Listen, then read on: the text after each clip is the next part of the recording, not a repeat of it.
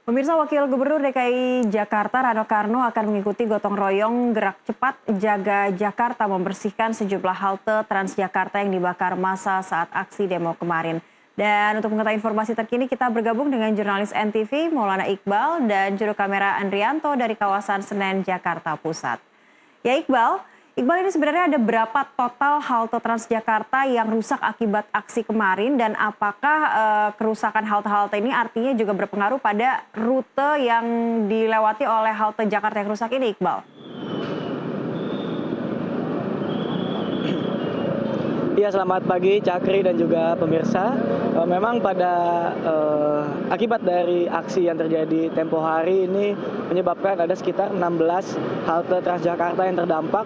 Ini termasuk dengan terdampaknya dari vandalisme, lalu penjarahan, pemecahan kaca dan juga pembakaran begitu. Di mana ada 6 halte yang cukup berat.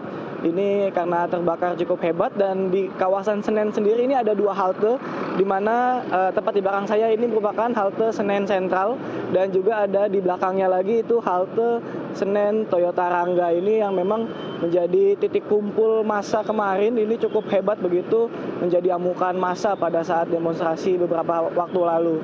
Dan terkait dengan rute operasional memang untuk saat ini semuanya sudah berjalan dengan normal. Memang ada beberapa halte yang terdampak cukup berat. Ini tidak bisa menaikkan maupun menurunkan penumpang begitu. Namun untuk perjalanan semuanya ini sudah berjalan dengan normal.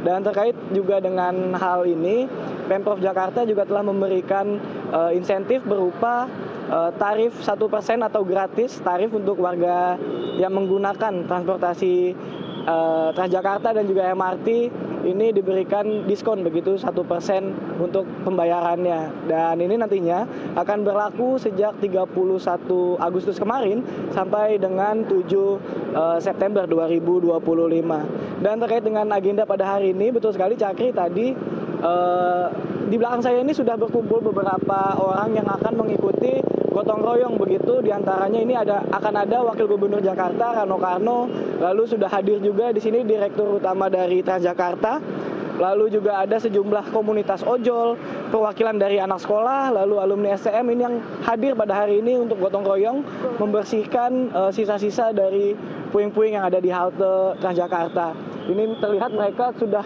melakukan pembersihan ini menggunakan thinner begitu untuk menghapus sisa-sisa pilok dari aksi vandalisme yang terjadi pada kemarin. Dan juga sudah bersiaga juga di sini sejumlah petugas dari Dinas Bina Marga atau Pasukan Kuning, lalu ada PPSU, juga sudah adanya Satpol PP yang berada di kawasan untuk mengikuti begitu kegiatan pembersihan pada hari ini, Cakri. Ya Iqbal, terakhir ini kalau kita lihat kerusakannya cukup bervariasi begitu dari semua halte yang terdampak. Ada tidak target kapan proses pembersihan dan juga mungkin renovasi kembali begitu bisa dilakukan agar halte-halte ini bisa kembali beroperasi, setidaknya bisa digunakan begitu oleh para pengguna Transjakarta, Iqbal? Ya, memang dari 16 halte yang terdampak ini ada klasifikasi begitu Cakri, dari yang terdampak ringan, sedang sampai dengan berat. Dan memang untuk yang halte terdampak ringan ini sudah bisa beroperasi sejak hari ini 1 September. Dan untuk halte yang terdampak sedang begitu akan ditargetkan untuk bisa beroperasi pada 3 September mendatang. Dan tentunya ini sudah dilakukan juga perbaikan-perbaikan oleh pihak Transjakarta maupun Pemprov Jakarta. Dan selain itu untuk halte yang terdampak cukup berat seperti yang di belakang saya ini, yang memang terbakar cukup hebat, ini akan ditargetkan untuk bisa beroperasi pada pekan depan begitu, karena memang membutuhkan perbaikan kurang lebih sekitar 1 minggu, Cakri. Sementara itu. Baik, kita nantikan semoga dalam waktu seminggu ini tidak ada gangguan lainnya lagi supaya seluruh supporting media alat transportasi masyarakat Jakarta bisa kembali normal kembali. Terima kasih Maulana Iqbal dan juga Andrianto melaporkan langsung dari kawasan Senen, Jakarta Pusat. Selamat bertugas kembali.